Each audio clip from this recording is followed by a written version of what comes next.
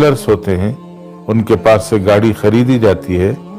एक साहब जो टू व्हीलर फरोख्त करते हैं, डीलर है, उनके पास गाड़ी खरीदी गई तो उस गाड़ी में इंजन में कोई खराबी थी, जिस खराबी को उन्होंने दुरुस्त कराया और कराकर गाड़ी को सामने वाले को फरोख्त कर दिया। तो क्या डीलर के लिए जरूरी है कि वो इंजन में जो खराबी हो गई थी उस ऐब को जाहिर करके बेचे? तो मबी जो भी शे फरोख्त की जाती है, अगर उस फरोख्त की जाने वाली चीज में कोई ऐसा ऐब है जिस ऐब की वजह से चीज की कीमत कम हो रही है, तो उस ऐब को दिखाकर और बताकर फरोख्त करना चाहिए।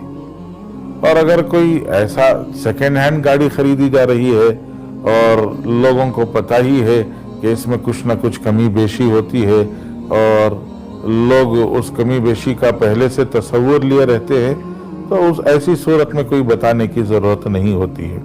लेकिन इस अंदाज से फरोख्त किया जा रहा है कि इस गाड़ी में किसी तरह की कोई खराबी नहीं आई है और कुछ भी इसके अंदर काम नहीं आया है, इस तरह का कोई मंजर बनाकर पेश करना एक तरह से धोखा होगा।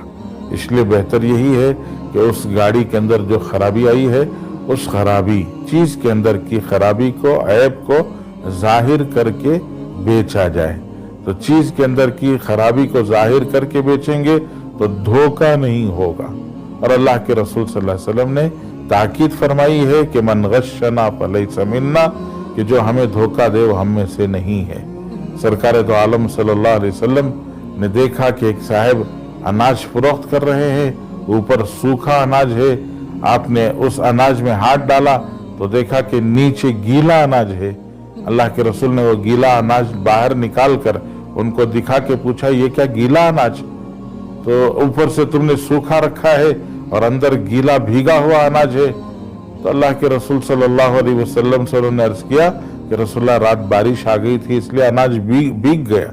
अगर मैं वो भीगा हुआ अनाज ऊपर रखूंगा तो लोग मेरा अनाज नहीं खरीदेंगे, इसलिए मैंने भीगा हुआ नीचे कर दिया, सूखा हुआ ऊपर कर दिया है। तो अल्लाह के रसूल सल्लल्लाहु अलैहि वसल्लम ने फरमाया, मन गश्शना फलैसा मिन्ना, जो हमें धोखा दे वो हम में से नहीं है।